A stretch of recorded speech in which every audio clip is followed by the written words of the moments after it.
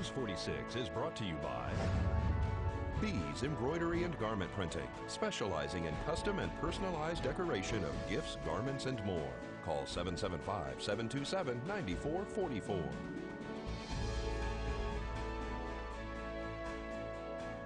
News is also brought to you by J.K. Nelson Law. Call 727-9900 today for your free consultation. If you need a lawyer, you need Nelson.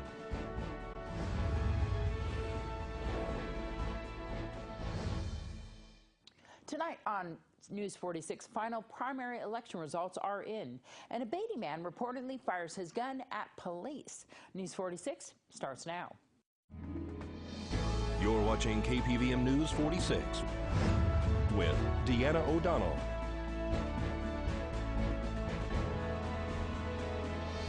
News 46, local coverage you can count on. Well, the votes have been tallied for yesterday's election. It's Wednesday, June 13th. I'm Deanna O'Donnell. The primary election has yielded some competitors that will be moving forward to the general in November. Let's get right to them. Republican Senator Dean Heller will challenge Democrat Jackie Rosen to retain his U.S. Senate seat. Congressional District 4 challenger Stephen Horsford will be going head-to-head with incumbent Crescent Hardy. Democrat Steve Sisolak and Republican Adam Laxalt will be fighting for your vote for governor. Kate Marshall and Michael Robertson will challenge each other for the job of lieutenant governor. Dem Aaron Ford will attempt to beat out Republican Wes Duncan for attorney general. Republican Dennis Hoff will now challenge Democrat Lucia Romanoff for the Assembly District 36 seat. Locally, Chris Arabia won the district attorney race, and incumbent Ginger Stumney retained her seat as the Nye County Public Administrator. Come November, Pam Webster will go against Butch Boraski for the position of county treasurer. Commissioner candidate Leo Blundo will go against Richard Goldstein in the November election in District 4, and Deborah Strickland has won the District 5 commissioner seat. Attorney Lisa Shamley will challenge Frank Carboni for the Justice of the Peace, and Sheriff Sharon Morley will face off with former Nye County Sheriff Tony DeMeo in November's general election. Well, let's see what's happening in our courts with Unette Gentry. In this week's court report, the area man arrested and charged with first-degree murder in connection to the death of 3-year-old Yesenia Camp remains in custody, no bail, after his preliminary hearing is pushed back to August. During Cole Ingelson's pretrial hearing, his public defender, Harry Gensler, briefed the record. The defense understood that some evidence was being sent to Texas for analysis. However, the defense was made aware that it was not sent yet. In addition, the agency that performed the autopsy was only going to keep the evidence for 1 year. However, the defense requests that the state advise the agency to hold on to that evidence indefinitely, as the defense might want to have it independently analyzed. The court inquired with the state, and the prosecuting attorney advised that the state has no objection to that request. Attorney Gensler motioned for a preliminary hearing and advised that it will possibly be a whole-day hearing. Then the court set a preliminary hearing for August 23rd, and Ingelson was remanded back to the custody of the Nye County Sheriff's Office. Crystal Hearn's case is now bound over to district court after agreeing to a guilty plea.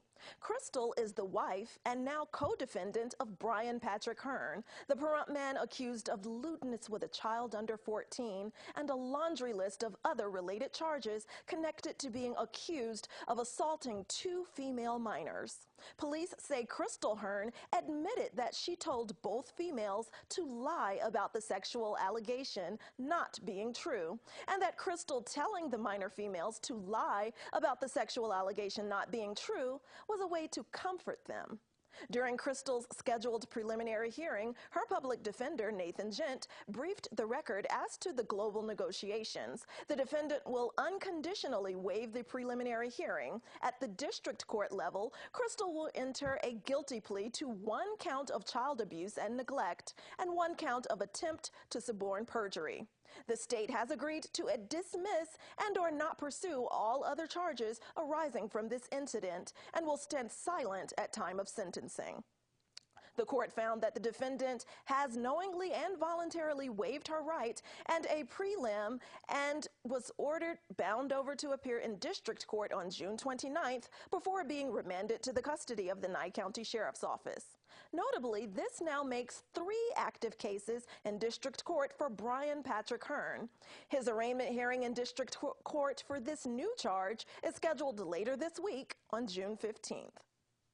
Richard Jason Deutsch, the Nye County officer facing a domestic battery charge and several other charges connected to a reported fight with his now ex-girlfriend, has his case continued in justice court yet again.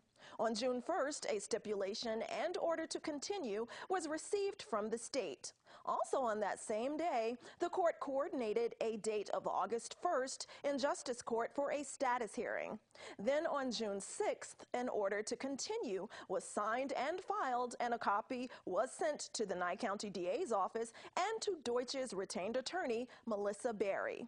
Notably, if Deutsch is convicted of domestic battery under Nevada and federal law, he would not be able to carry a firearm, which would prevent him from fulfilling his job duties as an officer. This has been your court report. I'm Unette Gentry for News 46. Thanks so much, Unette. We'll be back with more news right after this.